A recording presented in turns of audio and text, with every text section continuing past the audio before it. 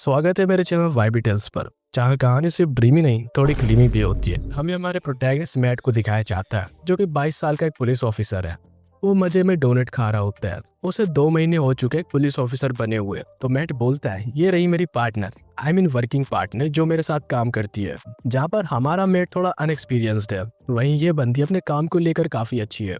ये हमारे मेट से पूरे 8 साल बड़ी है, यानी 30 साल की है, एंड इसका नाम रेली होता है। वो हमारे मेट को बोलती है, तुम काफी ज्यादा लकी हो क्योंकि आज तुम्हारी केयर में यहाँ पे माफिया बॉस होने वाला है। मेट बोलता है, आखिर उसके जैसा पावरफुल बंदा पकड़ा कैसे गया? ये बताती है, पता नहीं, पर उसने हमारी नाक में काफी ज्यादा दम कर दिया था, और साथ ही वो उसे केयरफुल रहने का कहती है। उस माफिया बॉस का एक निकनेम है रेजर, जो कि काफी ज्यादा मशहूर है और सुनने में काफी डेंजरस फील होता है। हमारा मेट श्योर होता है वो जरूर से कोई अगली सा बंदा होगा जिसके हाथ में गन, एक बड़ा सा चाकू होगा। सुनकर ही कितना ज्यादा स्केरी लग रहा है। रेली अपने कंप्यूटर में उसका डाटा चेक करती है तो पता चलता है उस माफिया बॉस को रेजर निकनेम ऐसे ही नहीं मिला है, बल्कि उसने लोगों को नाइफ के साथ पूरा काट रखा है। ये बात सुनकर तो एक पल को मेट के चेहरे पर भी पसीने आने लगते हैं। रेली बिंदास होकर बोलती है, हाँ ये बस एक शो ऑफ के लिए है, जल्दी हमारे ऑफिसर उसे यहाँ पर पकड़ कर लाते ही होंगे। हमारा बंदा पूरी तरह से तैयार है उस माफिया बॉस की बेबी सिटिंग करने के लिए। उस माफिया बॉस को लाया जाता है, एंड गेस व्हाट, वो माफिया बॉस एक खूबसूरत सी लड़की है। मैट भी हैरान हो जाता है, आखिर वो फेमस रेजर एक यहाँ पर औरत कैसे हो सकती है? आई मीन उसे तो लगा था कि कोई अगली सा बुढ़ा होगा। जब पुलिस ऑफिसर्स उसे लेकर आए होते हैं, वो उसे धक्का देकर बोलते हैं कि तुम जल्दी चलो। उसकी हथकड़ियां उसके हैंड्स में बैक की साइड से लगी होती है। वो वहां से निकाल कर उसे आगे की साइड से हथकड़ियां लगा देते हैं और उसे एक सेल के अंदर ले जाकर बैठा देते हैं। हमारा मेट उसके लिए एक प्रिजनर ड्रेस लेकर आता है। हमें माफिया बॉस का नाम पता चलता है, जो कि सेलेना है, क्योंकि ऑफ कोर्स वो यहाँ पर जेल में तो नहीं रहने वाली, उसकी जल्दी कोर्ट में भी सुनवाई होगी। मैट बोलता है उससे, मैं पूरी तरह से कॉन्फिडेंट हूँ, ज्ञान क्यों पेल रही हो? वो कहती कि वो बहुत ज्यादा कमी नहीं हो रहा था, तो उससे तुम केयरफुल रहना। हमारा मेट जाता है उसके सेल के अंदर एंड उसको वॉल की साइड फेस कर कर खड़ा होने का कहता है, ताकि वो उसको सर्च कर सके। सेलेना वहाँ पर काफी प्यारे अंदाज में कहती है, आखिर तुम मेरे साथ क्या करने वाले हो? रेली गुस्से में कहती है, जैसा वो कहता तुम वैसे ही करो। हमारा अनएक्सपीरियंस पुलिस ऑफिसर सोच रहा था, बीसी मुझे यहाँ पर कॉन्फिडेंट बिहेव करना चाहिए, क्योंकि रेली मुझे पीछे से देख रही है। वो उसकी प्रिजनर ड्रेस उसे देता है, बोलते है इसे पहन लो। सेलेना के ऊपर यहाँ पर मर्डर और टेररिज्म करने के चार्जेस लगे हुए हैं, और नाटक करते हुए बोलती है, ऑफिसर मुझे बहुत ज्यादा डर लग रहा है। मैट भी सोचता है, यार ये तो कुछ ज्यादा ही शरीफ लग रही है, देखो मैं बस यहाँ पर तुम्हें प्रोसीजर फॉलो करने का कह रहा हूँ। वो नाटक करते हुए बोलती है, क्या तुम्हारा मतलब मुझे यहाँ पर अपने कपड़े उतारने होंगे इन्हें पहनने के लिए? प्लीज ऐसा मेरे साथ मत करो। मतलब काफी ज्यादा ही स्वीट बनने का नाटक कर रही थी। मैट भी सोचता है, यार इसकी क्या हमने पिटाई कर दी जो इतनी ज्यादा घबरा रही है? जबकि रियली काफी समझदार होती है, बोलती है, इस नागिन की बातों पर भरोसा मत करो, ये बस तुम्हें बेवकूफ बना रही है। सेलेना बोलती है, तुम मुझे चेंज करते हुए देखना चाहते हो? एंड सबसे पहले वो अपने पॉम पॉम निकाल देती है। मेड बी लाइक, साला मैं पैरालाइज हो चुका हूँ, आखिर मैं क्या करूँ? अब ये देखकर रेली को अच्छा नहीं लगता। वो जल्दी से सेल के अंदर आती है। वो सेलेना पे भड़कते हुए बोलती है, आखिर तुम ये क्या कर रही हो? तुम एक ऑफिसर के साथ इस तरह का बिहेव नहीं कर सकती। जबकि वो सेलेना होती है, शी रियली डिडंट केयर यार। वो उसको मिडिल फिंगर दिखा देती है, तुम लोगों ने मेरे पास एक नुबड़े को भेज दिया। मेड भी लाइक, मुझको नुबड़ा बोलेगी। वो उसकी प्रिजनर ड्रेस उसके मुंह पर फेंक के मारते हैं। चुप रहे। वो ड्रेस मैटे नहीं, रेली ने मारी होती है।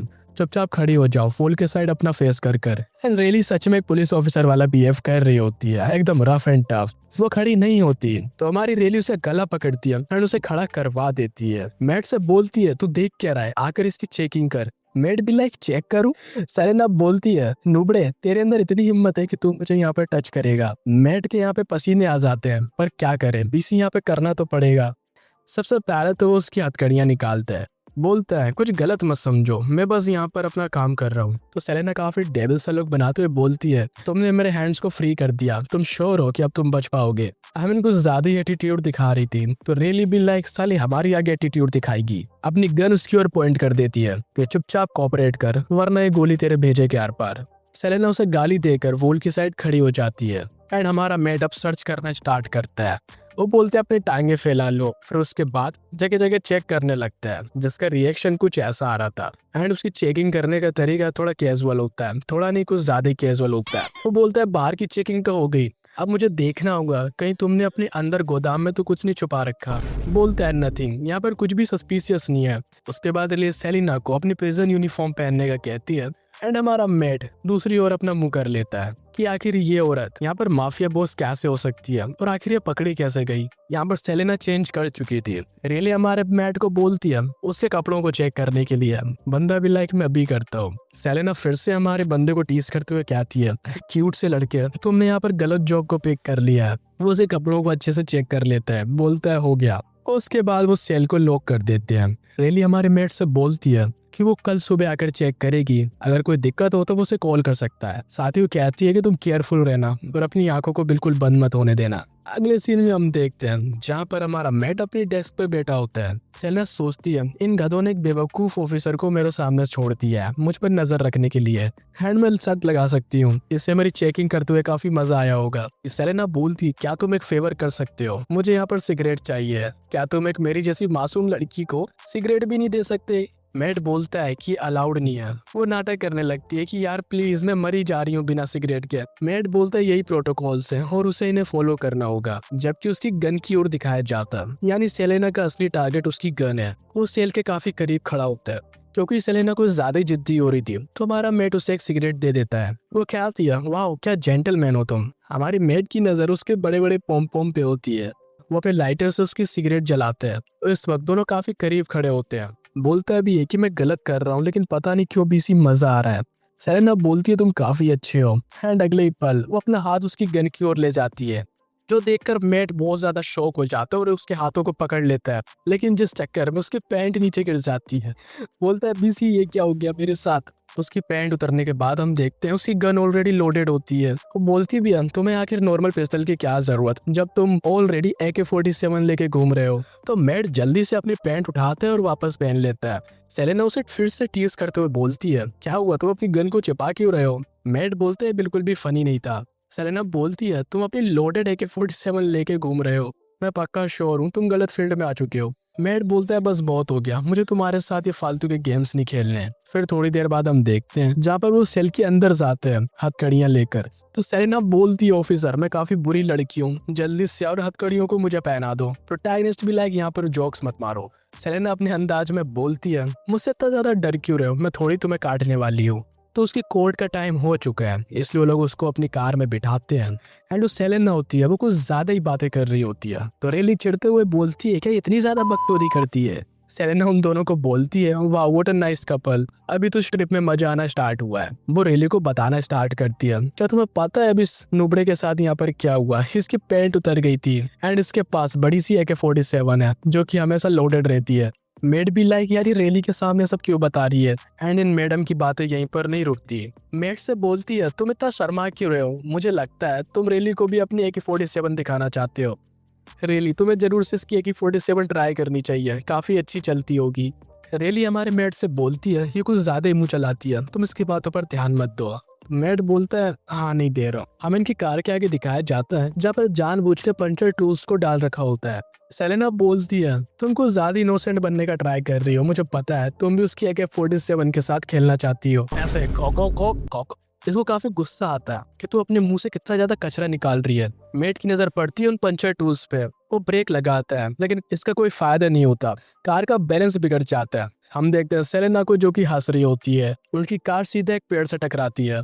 रेली बोलती है तू ठीक तो है ना। ब्रो भी लाइक हाँ बस सर में थोड़ा दर्द हो रहा है। हमें दिखाया जाता है सेलेना वहां से भाग चुकी थी, आखिर वो कहाँ पर चले गई। रेली डिसाइड करती है उसे ढूंढने जाने का, जबकि मेट को यहीं रुकने का बोलती है और बैकअप को कॉल करने का कहती है।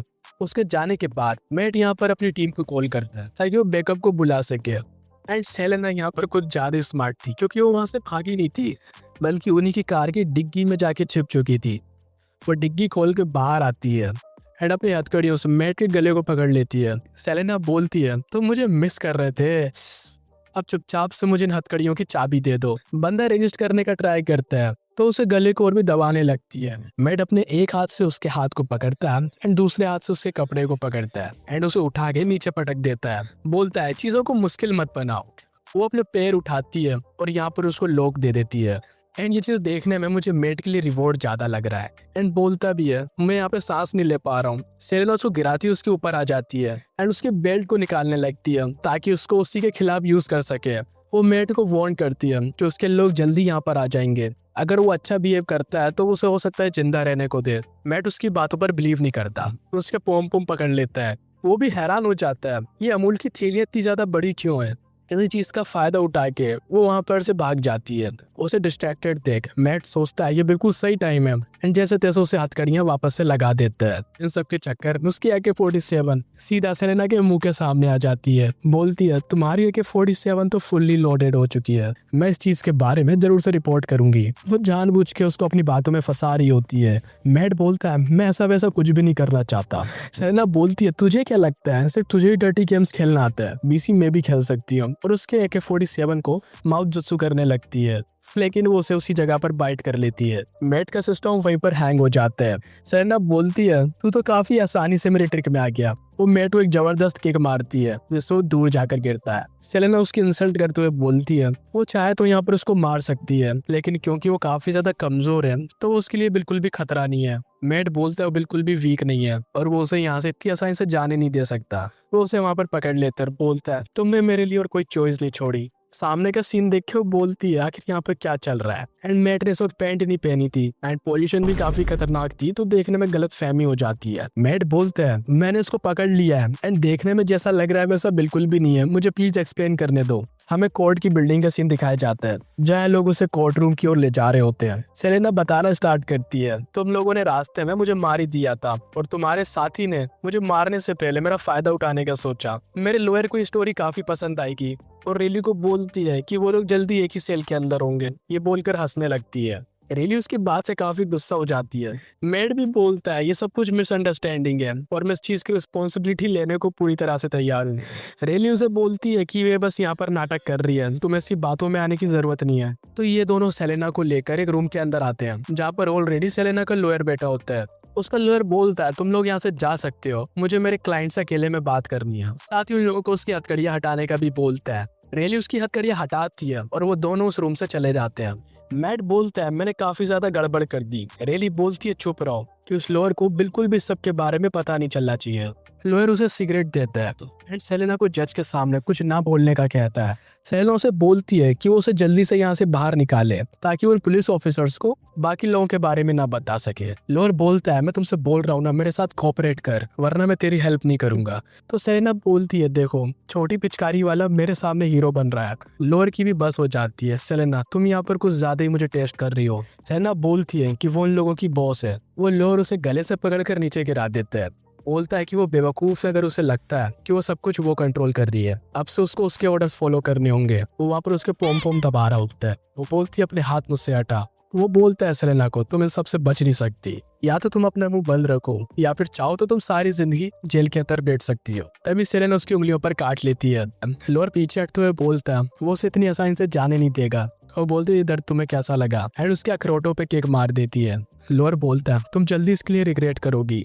सीन इन दोनों पर आता है जहाँ पर रिली उसे बोलती है उसने तुम्हारी बेल्ट निकाल दी और तुमने इसी चीज का एडवांटेज उठाने का सोचा। मानना पड़ेगा अरेस्ट करने का तरीका थोड़ा कैजुअल हो, आके अरेस्ट करने के लिए गॉप गॉप कब से प्रोटोकॉल बन गया। तो मैट बताता है उसे ड्यूटी का ज्यादा एक्सपीरियंस नहीं है। रिली उसे बोलती है नेक्स्ट टाइम वो अपनी गन को अपने पास रखे ताकि तुम्हें अपनी पर्सनल AK-47 यूज ना करनी पड़े। मैट भी एक्चुअली टॉपिक चेंज करते हैं। तभी इन लोगों को चिल्लाने की आवाज आती है। ये लोग जल्दी से उस रूम के अंदर जाते हैं जहाँ पर सेलेना लॉयर को बोलती है खबरदार अगर तुम आगे बढ़े तो। लॉयर सेलेना के साथ कुछ भी करता इससे पहले मैट आकर उसे रोक लेता है। तो लॉयर बोलता है पुलिस ऑफिसर्स उसके और उसके क्लाइंट के बीच आकर इंटरफेयर ना करे। रेली सिचुएशन संभालती और बोलती है कि उनका विजिटिंग आवर कंप्लीट हो चुका है तो वो यहाँ से अब जा सकता है। लॉयर बोलता है तुम लोग एक कचरे को प्रोटेक्ट कर रहे हो। सेलेना बिल्कुल भी अपना मौका मिस नहीं करती। वो एक फ्लाइंग किस करती है और बोलती है तुम्हारा शुक्रिया। मैट हीरो बनते हुए बोलता है तुम ठीक तो हो, कहीं तुम्हें हर्ट तो नहीं हुआ, और उसकी ओर अपना हाथ आगे बढ़ाता है जबकि उसके हाथ को झटक देती है। हीरो बनने की कोशिश मत कर क्योंकि तुम पर सूट नहीं करता। मैट बोलता है वो तो बस उसकी हेल्प करना चाहता है, अगर तुम हमारे साथ कोऑपरेट करती हो तो मैं उन सभी लोगों से तुम्हें बचा सकता हूँ। सेलेना बोलती है तू और मुझे बचाएगा। मैट भी एम्बेरस हो जाता है। अगली पल सेलेना काफी जोर जोर से हंसने लगती है। तू अपनी पैंट तो संभाल नहीं सकता और बोल रहा है मुझे प्रोटेक्ट करेगा। मैट बोलता है बिल्कुल भी फनी नहीं है, वो लोग तुम्हें मारने की कोशिश कर रहे हैं। सेलेना बोलती है क्यों ना हम लोग एक डील कर लेते हैं, मैं तुम्हें सारे प्रूफ्स दूंगी, बदले में तुम्हें मुझे कुछ देना होगा। मैट हैरान होता है आखिर तुम्हारा क्या मतलब है। सेलेना बोलती है ज्यादा भोले मत बनो, तुम्हें पता है मुझे क्या चाहिए। मैट बोलता बोलता है तुम जरूर से मजाक कर रही हो। सेलेना बोलती है बिल्कुल सीरियस है, उसे पता है कि मेट भी यही चाहता है। मेट खुद को कंट्रोल करने की कोशिश करता है कि बेटा कंट्रोल में रह ले। सेलेना बोलती है मैं तो मजाक कर रही थी, क्या तुम्हें सच में लगा था मैं अपने लोगों पर ऐसे गिव अप कर दूंगी? तुम पुलिस ऑफिसर सब सेम होते हो, तुम्हारे साथ खेलना बहुत ज्यादा आसान है। रेली वहाँ पर आ जाती है। रेली आ जाती है कि बहुत हो गया। अगला सीन कोर्ट के अंदर दिखाया जाता है जहाँ पर ये अपने लॉयर के साथ बैठी होती है। ये बंदी बोलती है कि सेलेना के ऊपर काफी सारे खतरनाक क्राइम चार्जेस लगे हुए हैं एंड ये उस माफिया ग्रुप की कोई नॉर्मल सी मेंबर नहीं है, बल्कि ये उनकी बॉस है, यानी सारे मेन काम यही करवाती है एंड इसके खिलाफ हमारे पास काफी अच्छे खासे प्रूफ है। एंड कहती है कि इसे तो लाइफ टाइम प्रिजन होनी चाहिए, जिस पर सेलेना काफी ओवर रिएक्ट करती है। जज लॉयर से बोलता है क्या तुम सेलेना के पक्ष में कुछ बोलना चाहते हो? तो सेलेना बोलती है कि मैं खुद अपने लिए बोलना चाहती हूँ। जज बोलता है आखिर तुम अपने लॉयर को क्यों नहीं बोलने दे रही हो?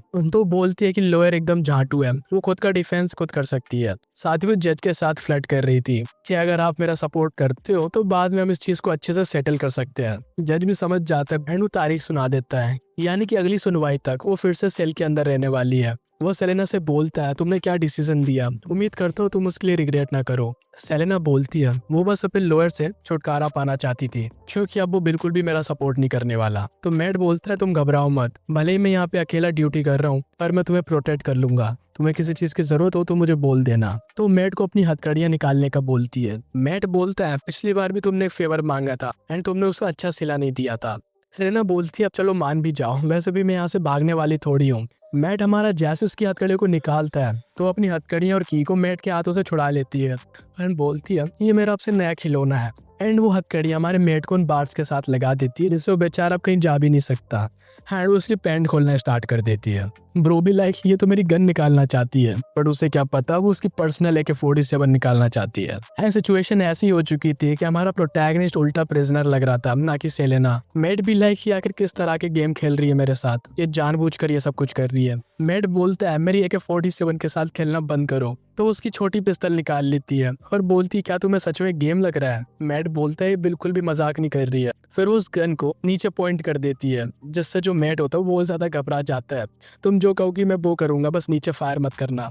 मैट के साथ अपना गेम खेलने के बाद वो बोलती है तुम कितने ज्यादा बेवकूफ हो, अब समय आ चुका है तुम्हें गुड बाय बोलने का। मैट घबरा जाता है क्या तुम सच में मुझे मारने वाली हो? वो बोलती है मैं तो मजाक कर रही थी, तुम तो सच में घबरा गए, जरा अपना चेहरा तो देखो, क्या तुम्हें सच में लगा था कि मैं फायर कर दूंगी? एंड पता नहीं कैसे लेकिन वो जो सेल की कीज होती हैं वो अपने हाथ में ले लेती है और उस सेल को खोलकर बाहर आ जाती है। वो बोलती है देखो कैसे रिवर्स हो चुका है एंड ये चीज मुझे ज्यादा सूट करती है और मुझे ज्यादा मिस मत करना, बोल के वहां से चली जाती है। जबकि हमारा प्रोटैगनिस्ट बस बोलता रह जाता है कि रुक जाओ रुक जाओ। यहाँ पर one of the most wanted criminal इतनी आसानी से बाहर जा चुका है हमारे मेट की बेवकूफ़ी की वजह से। तो जैसे तैसे वो अपने पैर से वॉकी टॉकी को ऑन करता है और रेली से कांटेक्ट करता है। रेली भागते हुए आती है, अपनी गन निकालती है और देखती है कि जो मैट है वो सेल से लगकर खड़ा हुआ है। वो बोलता है मैं तुम्हें जल्दी से सब कुछ एक्सप्लेन करता हूँ। मैट को इस हालत में देखकर ये भी हैरान हो जाती है। वो मैट की हथकड़ियां खोलती हैं। मैट जल्दी से अपनी पैंट चढ़ाता है, सोचता है कि रेली ने उसे बचा लिया, वरना कोई और उसे इस हालत में देख लेता। वीसी गया था काम से। रेली जल्दी से उसका कॉलर पकड़ती है और सेलेना के बारे में पूछती है। वो उसे बताता है कि आधा घंटा हो चुका है उसे यहाँ से भागे हुए, प्लीज वो उसे माफ कर दे। रेली बोलती है रिग्रेट करने का टाइम नहीं है, जल्दी से चलो, वो ज्यादा दूर नहीं भागी होगी। अगर ये लोग उसे नहीं पकड़ पाते हैं तो ये लोग तो गए काम से।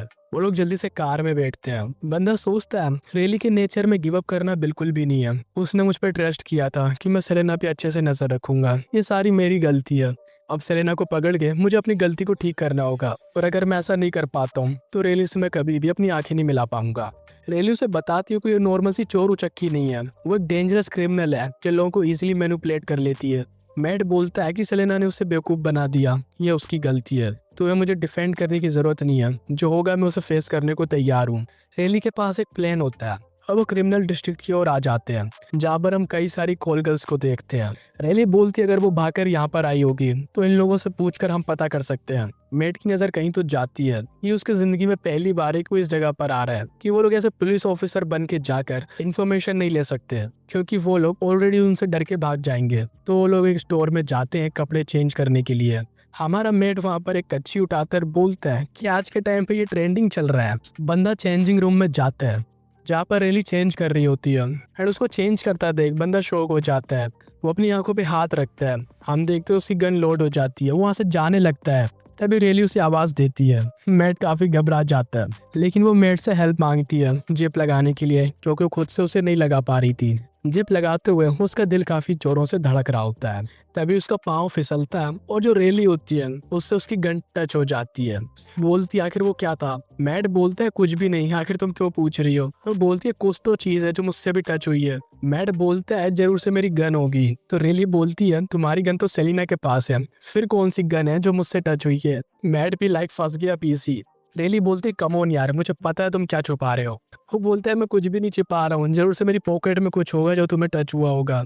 रेली चेक करने लगती है आखिर उसकी पॉकेट में क्या है, लेकिन वो पॉकेट चेक नहीं कर रही थी। उसकी AK-47 देख लेती है जो उसने छुपा रखी थी। एक पल को तो भी रेली भी हैरान हो जाती है। वो मैट से पूछती है कि आखिर तुम्हारी AK-47 फुल्ली लोडेड क्यों है। मैट उससे माफी मांगता है कि ये जानबूझ के नहीं हुआ। रेली बोलती है तुम आखिर कैसे अपनी गन को लोड कर सकते हो, हम यहाँ पर सिटी के अंदर मोस्ट डेंजरस क्रिमिनल को पकड़ने के लिए आए हैं। माना कि ये चीज नेचुरल है, पर तुम्हें समय और जगह का ध्यान रखना चाहिए। वहाँ पर एक वर्कर आती है। मिस आपने जो कहा था मैं वो ड्रेस लेकर आ चुकी हूँ। रेली बोलती है कहीं वो हमें इस हालत में न देख ले। वो जल्दी से मेट को लेती है और अंदर छिपा देती है। रेली उसे शुक्रिया बोलती है जो चीज उसने मंगवाई थी उसको लेकर आने के लिए, जबकि हमारा मेट बड़ी मुश्किल से यहाँ पे कंट्रोल कर रहा था। ये बंदी बोलती है मिस आप ठीक तो हो। तो बोलती है कि नहीं ऐसी कोई बात नहीं है, तो उसे अपना ड्रेस लेती है। वो लड़की भी वहां से चली जाती है। वो मेट से बोलती है तुम अपने आप को 1 मिनट के लिए कंट्रोल भी नहीं कर सकते। वो बोलता है कि वो पूरी कोशिश कर रहा था, लेकिन वो कंट्रोल नहीं कर पाया। आधे घंटे बाद हम स्ट्रीट का सीन देखते हैं जहाँ पर ये चेंज करके आ चुका था।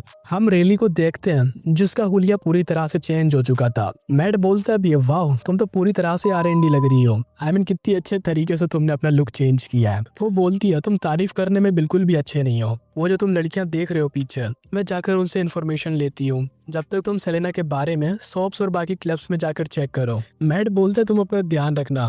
वो उसे बोलती है कि अब जब वो सेलेना को पकड़ेंगे वो वादा करती है कि वो लोग अब उसे जाने नहीं देंगे।